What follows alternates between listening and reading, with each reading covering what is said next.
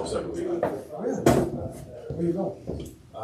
Mostly, well, sometimes I'll go visit my dad or up to Maine on the weekends, but mostly, a lot of times it's just Ryan. Yeah, I thought. I don't know if it's Like, coming or not. Get some barbecue and stuff. Yeah. It's It's a super expensive hobby, but it opens up a whole bunch of possibilities. What's up this? Jackson Hole, I did that, I wrote that up over 2 days, because that was a lot of We're fun. planning to keep it For a single. inpatient for a while. I made an adventure out of it. It was a blast. And then, but she's got some other jobs.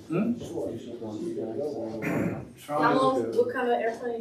Just a single engine. Cessna? No, it's like fiberglass. Yeah. Built it in my garage. That's fun. So somebody gives There's you a lot of guts to get up in the air and something to build in your garage. It takes more guts for the guy I hired to test fly it for me. Oh. Because he's getting up in a plane, somebody else is over. But anyway, You're okay now. Somebody gives you an unlimited flight lesson for your birthday. With guests. And you fly some fabulous. So Easements, time. you're good. So you get your lessons, and you get your lessons. And you find out how expensive it is. So you figure out cheaper. Fully understand. This council meeting is called to order in accordance with the Open Public Meetings Law. This meeting of March 20th, 2023 was included in the list of meetings published in the Courier News and Star Ledger. A notice of this meeting was placed on the bulletin board in Borough Hall. A copy of the statement is available to the public, and a copy of this shall be included in the minutes of this meeting. Mayor Dennis Sullivan. Here. Council members, Granville Brady, Here. Tom Mitchell, Here. Gina Stravic, Here. Roger Vroom. Here. Fred Weed is excused this evening. Randy Pitts. Here. Please join me in the flag salute. Pledge allegiance to the flag of the United States of America and to the republic for which it stands, one nation, under God, indivisible, with liberty and justice for all.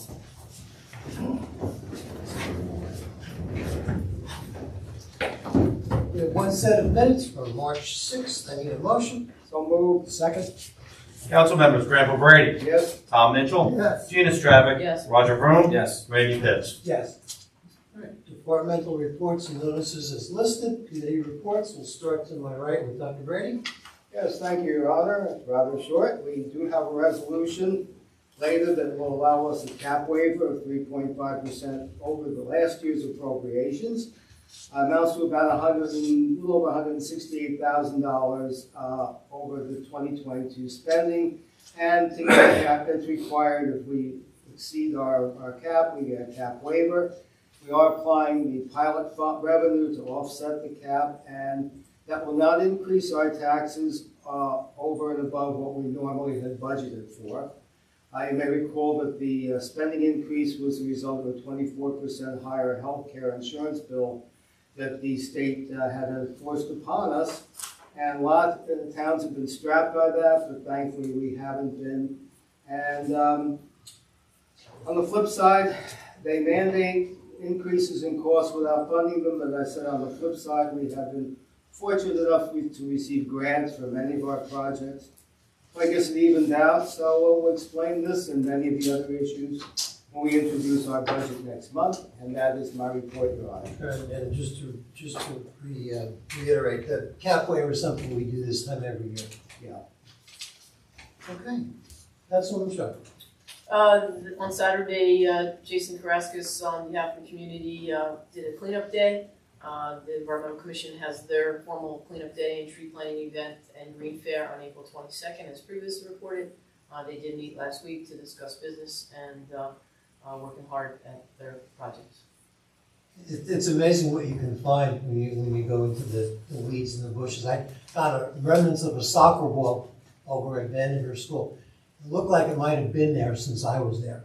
So it was very little left, but it was still sitting in the weeds. So hopefully on cleanup day, which is April 22nd, we'll get the rest of that. Was it named Wilson? It didn't have a name, Ran. It was a part of a wall, but I'll mention the cleanup day again in my report, just to reiterate to people to come on out. Let's go with Mr. Mitchell. Okay, well, I've got a few here. The Historic Advisory Committee is currently looking into developing 2 educational projects. First is to provide a list of historical points of interest along the Tour of Somerville bike race route for kids, based on their walking tour of that area. Perhaps they can give out flyers about the history along the route. Second, they want to conduct a survey of local teachers, parents, and Somerville residents to figure out what is of interest to kids regarding local Somerville history. The Somerville History Roundtable, a separate organization, presented a program about the lock system and the canals through the river. Note for anyone who would like to join the Somerville History Roundtable, it's open for to all, contact Linda Barth at barthlinda123@aol.com. That's BARTHLINDA 123@aol.com. New Jersey Transit has introduced a mobile app which allows riders to purchase tickets and passes using their cell phones. Customers add cash to their MyTransit wallet by visiting a participating retailer and then purchase tickets and passes without using cash or credit cards. It also provides real-time train departures by station, bus status by bus stop, info on how crowded your bus or train is, and customized service alerts. New Jersey Transit has also established North American Regional Training Center at Rutgers University. The Center for Advanced Infrastructure and Transportation offers 4 training programs in this year, in 2023, as follows. Public Transport Fundamentals in July. Electric Buses, Fleet and Infrastructure Planning, Operations and Maintenance in September. And Rail Operations and Maintenance in October. And Ticketing and Fare Management in November. RideWise collaborated with Turf, Surf, and Earth on East Main Street to provide an employment and transportation skills training for students at Bridgewater Ruritan High School. Students took public transit to serve Turf, Surf, and Earth, get that right, where they got hands-on employment experience on running a restaurant. RideWise also provides bicycles to people who bike to work out of necessity. Their Bike Connect program has connected 37 residents to bicycles thanks to the generosity of donors from the community. And RideWise conducts free speed studies for municipalities using a portable device that attaches to most speed limit signs. The Speed Sentry is available on a 30-day loan from RideWise at no charge. And that's all I have. Thank you, Councilman Borough. Thank you. So this past weekend was a very busy weekend for our first responders. Our fire department answered 10 alarms, 6 mutual aid calls, and 3 multiple alarm structure fires. The most recent one that we had was a 3-alarm fire in Bound Brook that involved 2 homes that unfortunately were reduced to being uninhabitable as of last night, displacing 2 families. The Saturday was a multiple alarm fire again in Bound Brook that displaced the multifamily house. Unfortunately, that dwelling is certainly also unlivable. We had a lot of the fire department show up last night in Bound Brook. The Somerville Rescue Squad was there on mutual aid as well, providing help to the first responders in the rehab, which is where firefighters who are involved in the structure and the fire ground go and get checked out before they're allowed to go back out and resume operations. So thank you to those first responders who were there. And it's just with these unfortunate 3 fires, as well as Somerville got called out to stand by for Hillsborough. There was a chimney fire last night at a residence in Hillsborough where engine 3 and truck were stationed at, I believe, station 37, waiting to see if they needed to go to the fire ground. This just as a reminder, for us in our homes to, consider our exits, consider, ensuring that our smoke detectors are working, our CO detectors are working, and that we test these things on a regular basis, not just every time the batteries need to be changed. I know at this time, one of the families in Bound Brook has a GoFundMe site up. They have 4 young children, in which they're also seeking out clothing for those children. And that clothing drop-off, I was just made aware, will be at Engine 1. And they'll be able to disperse the clothing. The children the age range is from, I believe, 11 down to 2. So they have, unfortunately, are dealing with that situation of being displaced from their house while waiting for insurance and so forth. So again, I know that there's a clothing collection happening in Engine 1. Things can be dropped off. Engine 1 is right on Firehouse Field, right there on the corner of Veterans Memorial Drive. So again, very busy weekend, lots going on. Again, thank you to our first responders for answering the call, but also just to our citizens to make sure that they have a plan. Again, 3 minutes is the golden rule to get out, out of a structure if it does start on fire. Make sure that you call 911 immediately, and we'll be there to help. So again, a somber weekend for sure, but it was good to see the outpouring of all the municipalities coming to help and aid Bound Brook, unfortunately, in 3 structure fires this weekend.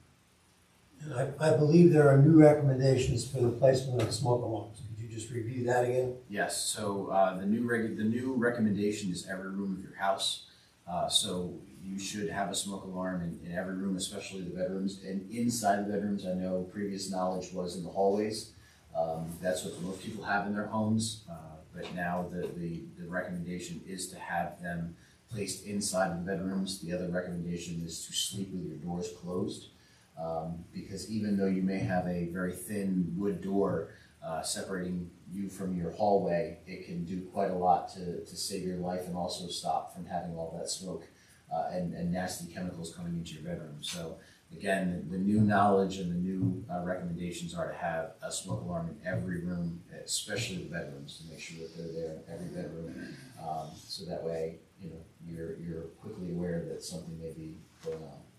Can I make sure that's posted on the web? Your Honor? Yes. Can I add to that? Sure. If you're hearing impaired, it would be wise to get a smoke alarm with a strobe light, because you won't be able to hear the alarm if you're a hearing impaired person, whereas you'll be able to see the light when it flashes. Yes, and there are plenty of products that are out there. Obviously, the borough doesn't make any recommendation of any specific product, but there are plenty out there that meet your needs. And I've mentioned previously that there are a lot of smoke detectors now that work with personal home security systems.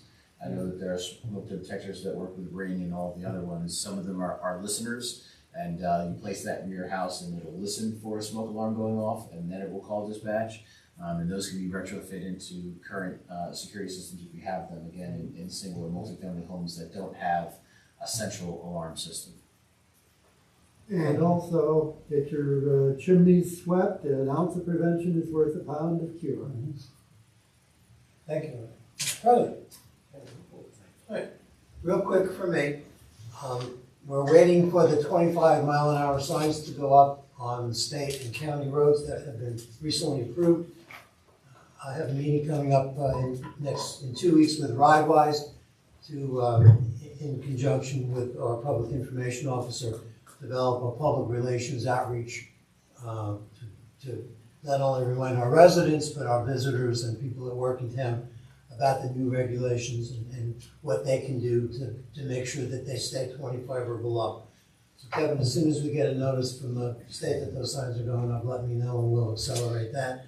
I'd like to have have this in place certainly for the summer when we have more activity, more kids out on the street. I urge members of the public to support us in our food stock initiative. We're in a friendly but fierce competition with, I believe, 12 other towns in the county to see which town can collect by weight the most foodstuffs for our local food banks. The drop-off points are at Borough Hall, at the library, and at the police station. We generally think of food drives around Thanksgiving and Christmas, but hunger is 24/7.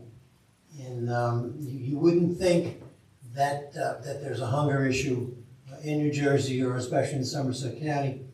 But if you've had a chance to go to the county food bank or other food banks set up by churches, there are lines. And anything we can do as a community, it's not about the competition, but it wouldn't hurt to be first either in that. We're first in a lot of things. But I just encourage you to, when you're shopping, I know foodstuffs are expensive now, but if you can buy one extra can of something and drop it off to support food stock, we certainly would appreciate it. Work's being done at Leck Park. Kevin, are we shooting for honor about July 1? Is that what our tentative goal Our is? goal is to have that pool open this summer.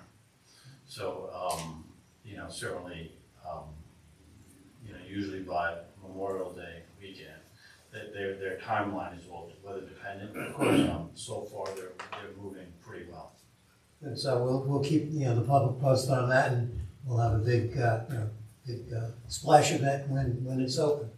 And finally, we have one vacancy still existing on our Board of Health, our advisory committee that works with the county health department.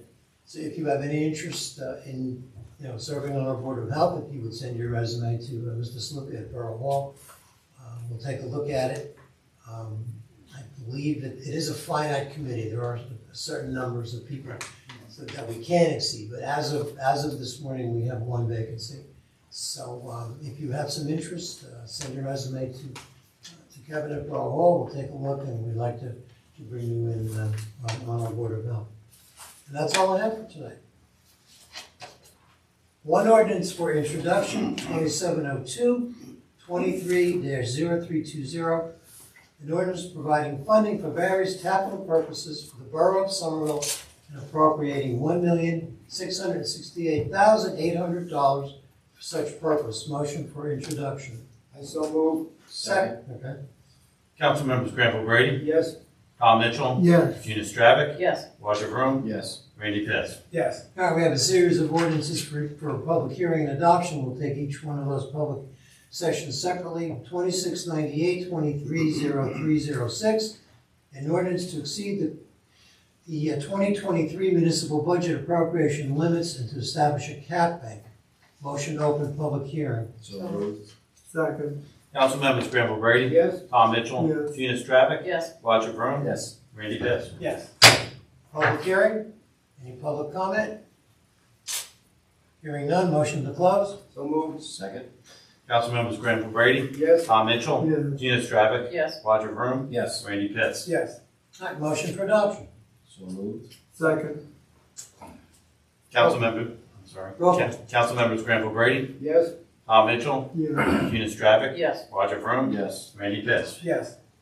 All right, our second ordinance, 2699, 23-0306, amending chapter 124-6, entitled Solicitors and Canvassers, Section 5, License Fees, no transfer of license. Motion to open public hearing.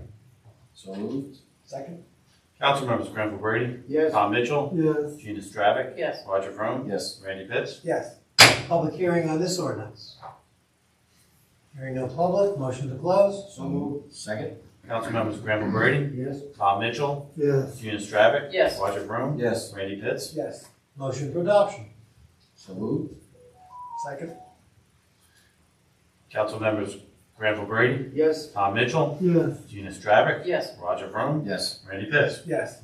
All right, our third and final ordinance for adoption, 2700-23-0306, amending chapter 150, Streets and Sidewalks, entitled Excavations. Motion to open public hearing. So moved. Second. Council members Granville Brady, Yes. Tom Mitchell, Yes. Gina Stravic, Yes. Roger Vroom, Yes. Randy Pitts. Yes. Hearing on this ordinance. Hearing none, motion to close. So moved. Second. Council members Granville Brady, Yes. Tom Mitchell, Yes. Gina Stravic, Yes. Roger Vroom, Yes. Randy Pitts. Yes. Can we Motion for get a adoption. little summary about what this is? Well, let's do motion to adopt. Okay. So moved. So moved. Second. Kevin, you want to Sure, so summarize? this Historically, our road opening permits and road opening fees that we have were established by resolution. Now you'll notice there's a lot of roadways being renovated in the municipality because of the utility work. This makes several changes. One, it makes a change by making it by ordinance. So if we were to change it or waive it, we'd have to actually appear and have a public hearing to do that. Secondly, is it moves it to a 5-year cycle, where right now, if you repave a road in Somerville, you're a utility, you can open it up in 2 years in non-emergency. This moves it to 5 years, which is now the standard. It also requires infrared use to seal the roadway instead of just simply going in and filling the trench and leaving it the way it is. This will be the hot patch, which gives you a much smoother surface. Correct. It'll reduce the seam. Yeah. So it'll melt the seam into the existing asphalt. It also, by ordinance, it requires you to go to curb, which has always been an issue. Some people, some municipalities have it, others do not establish by ordinance. This establishes by ordinance. It also requires you, if you go to open up the roadway, not just go curb to curb, but go 100 feet in the other direction. So it would require any utility or anybody going into the roadway that's opening up the roadway to give a more substantial completion of that job. Kevin, we get any pushback from a utility company? I know some of them are very good and some are not quite as diligent. Yeah, we may. One utility already came and asked us for this ordinance. So I expect that there's a little concern. It's not a completely uncommon ordinances. Municipalities have done this for years.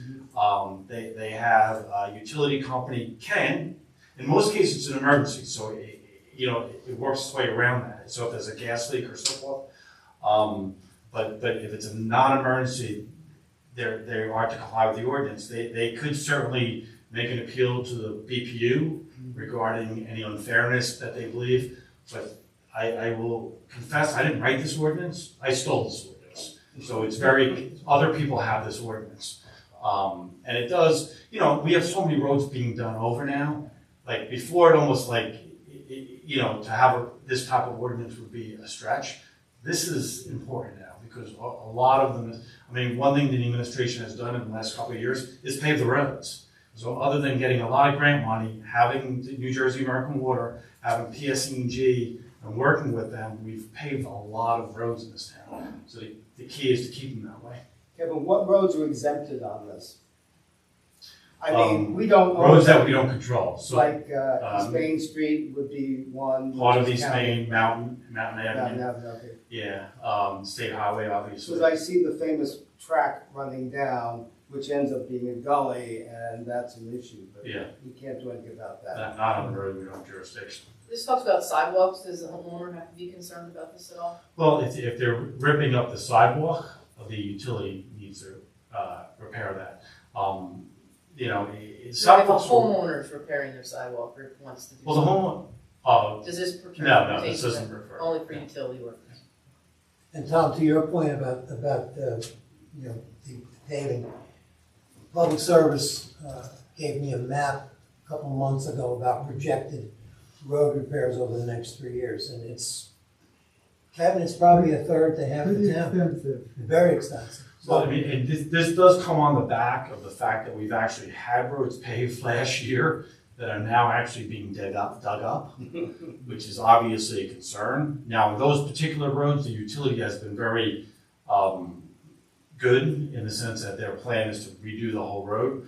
But sometimes these things force the utilities to do better planning. Because every year we provide to the utilities a listing of all the roads that we anticipate doing. And they send us a letter, and and the same letter says, we fill it out and we send it back. And unfortunately, some of the companies are a little large and they may not talk to each other, and it results in roads being torn up that aren't planned on. Now, it does allow us to exempt it, to go ahead, we have the ability, if someone wants to come in and do a majority of the work and repave it, that's perfectly fine. But they can't just come in and cut a non-emergency trench across the street with under 5 years. Except for That's a moratorium. PSE&G and the water, is there any other utility we do business with? We do business with They're the only two underground utilities. Okay. Yeah, American Water is gonna be doing a lot more pretty soon when they take over the sewer system. They will, but I think to the mayor's point, PSE&G has some significant projects they're doing in the next 2 years. Yeah. Well, they And we have to just want to upgrade make a sure lot if they're of going across the roadway, we want to make sure they pave the roadway. Yeah, they have to upgrade the gas lines a lot because we've had a lot of redevelopment going in lately. All right. We have motion and a second. Roll call, Kevin. Council members Granville Brady, Yes, Tom Mitchell, Yes. Gina Stravic, Yes. Roger Vroom, Yes. Randy Pitts. Yes. Kevin, if while I'm thinking of, do you have a digital copy of that map the public service gave us? Yes. All right, could you share it with the council? Just so they can see. 'Cause so it's- what to avoid, Well, it's very extensive and, better to fix it before than during or after. All right. Open public session, motion? so move, Second? Council members Granville Brady, yes, Tom Mitchell, Yes. Gina Stravic, Yes. Roger Vroom, Yes. Randy Pitts. Yes. Public session, hearing no public comment, motion to close? so move, Second? Council members Granville Brady, Yes. Tom Mitchell, Yes. Gina Stravic, Yes. Roger Vroom, Yes. Randy Pitts. Yes. Consent resolutions, do we have any that council would like pulled for individual discussion? 109 and 120. 109, And 106. 120, 106. 160. All right, with the exception of those four, 105, authorizing the award of a non-fair and open contract for professional surveying, engineering, and contract administration to T&M. 107, authorizing the award of a non-fair and open contract for professional engineering design for Reed Hill Avenue. 108, refunding a road opening permit fee in the amount of $19,334.50. 110, approving the hiring of Chudri Juhan as part-time parking enforcement officer effective April 1, 2023. 111, authorizing a contract with Millennium Communication Group for the Somerville Civic Center. 112, approving the Bridgeville Ice Cream Truck as a renewal vendor for 6 months. 113, approving a temporary budget for the 2023 parking utility. 114, authorizing a temporary appropriation for the 2023 sewer utility budget. 115, authorizing a temporary appropriation for the 2023 current operating fund budget. 117, authorizing the sale of surplus equipment, 2013 Ford Taurus. 118, approving an event permit for Somerville Rescue Squad to use Henry Vanderveer Memorial Park for a community event on April 8th from 10 to noon. 119, approving Spartan Club 5K on Saturday, June 24th at 8:30 a.m. And 121, approving History on the Green for Saturday, July 22nd, 2023 from 10 to 4. Motion on those resolutions. So moved. Second? Council members Granville Brady, yes, Tom Mitchell, Yes. Gina Stravic, Yes. Roger Vroom, Yes. Randy Pitts. Yes. 106, amending Resolution 16-0606-233, increasing development fees by redevelopers for projects in all borough areas. So moved.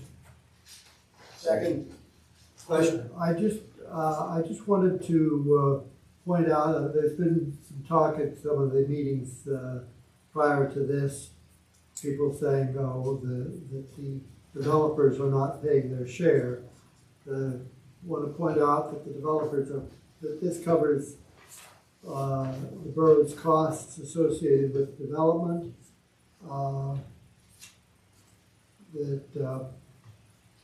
And that in addition to this, they pay into a fund to cover expenses. And you'll see sometimes we are refunding the balances, the leftover balances on those funds, what we call escrow accounts. And so we do make sure that the developers pay their share. That's all I wanted to say. And this increases the current fees to a new level. Well, Effective. these are basically impact fees. While certainly the developer, and anybody else for that matter, has to cover their escrows. These are impact fees that were provided at one time, maybe about 8-10 years ago by the borough. The borough is making adjustments to that. The effective date will be October of 2023, and with another step up in 2025. So it'll cover for the next 3 years. The step up, just to give you an idea, is October. It steps up 3 times the existing fees, and then in 2025 it steps up 4 times from the existing fees. Good. All right.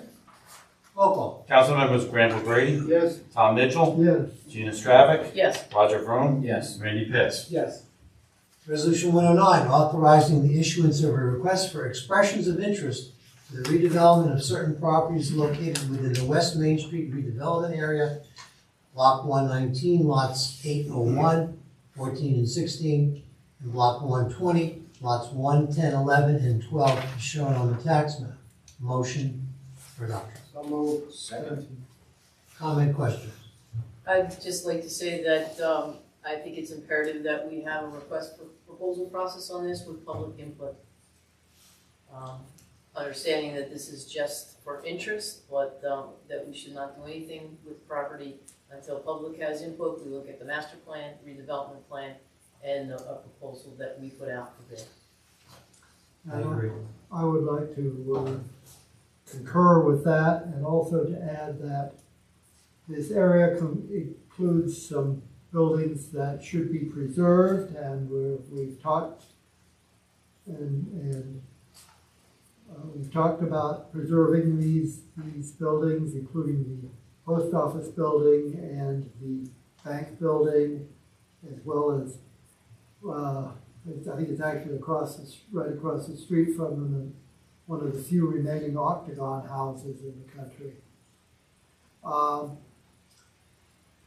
I think we should be letting the potential developers know that there is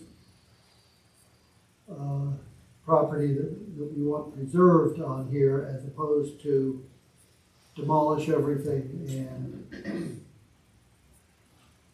build brand new, which has been many of the developers have tended toward doing that. In particular, the other major developer in the downtown area. So We'll make sure that goes into anything we issue to the public. Yeah, I just want to state for the record that this does not obligate us to take any action on these requests for expressions. It is to evaluate what we believe might be some of the uses for the area that we will be selling in the future. nonetheless, I can't support it without some mention of the historic preservation. Point taken. Roll call. Council members Granville Brady, Yes. Tom Mitchell, Abstain. Gina Stravic, No. Roger Vroom, Yes. Randy Pitts. Yes. All right. 116, approving and authorizing the execution of a redevelopment agreement with Foundry Urban Renewal LLC, trading as DGM Properties LLC with offices at Route 313, Route 206, Suite 9, Chester, New Jersey, for the redevelopment of Block 50, Lot 2, known as 50 James Street, and Lot 2.01, known as 82 Kirby Avenue, located in the Kirby Avenue redevelopment area for the development of a multi-unit residential project. Motion for adoption. Second. Question, discussion. Yep. You ready for roll call now? Yes. Okay. Council members Granville Brady, Yes. Tom Mitchell, Yes. Gina Stravic, Yes. Roger Vroom, Yes. Randy Pitts. And then 120, awarding a 24-month contract to Jersey Joe's Lawn Service and Maintenance for grass cutting and lawn maintenance. Motion for adoption. So, Second. Question? Just a point, I know the Environmental Commission has had training in this area and lots of conversation about no-mow zones. So I know there's a map down in the office we've done years ago, and it just would be important that they pay attention to the no-mow zone, Kevin, so that can be noted, trained, identified that, and they're notorious for hitting trees, cutting too close, and scaling the trees that leads to insect infestation, that killing the tree and so on. So, just make them aware. I'll make sure I speak to the contractor regarding those issues of concern. Thank you. Are those mostly in the parks? Along the They greenway. Those on Greenway, right. Okay, council members Granville Brady, Yes? Tom Mitchell, Yeah, Gina Stravic, Yes. Roger Vroom, Yes. Randy Pitts. Yes. We're up to bills and vouchers. Oh, my favorite part. I move the payment of bills and vouchers in the amount of $1,360,866.81. second, Council members Granville Brady, Yes. Tom Mitchell, yes. Gina Stravic, Yes. Roger Vroom, Yes. Randy Pitts. Yes. Mr. Mitchell? I can remember when most of those bills and vouchers came in with six-figure numbers. Still seven. That was before the decimal point, Tom. Decimal points have been moving. So I will move for adjournment. Nice. Second. All in favor? Aye. Opposed? Okay, guys. See you in 2 weeks. Very good, Your Honor. That was the kind of meeting I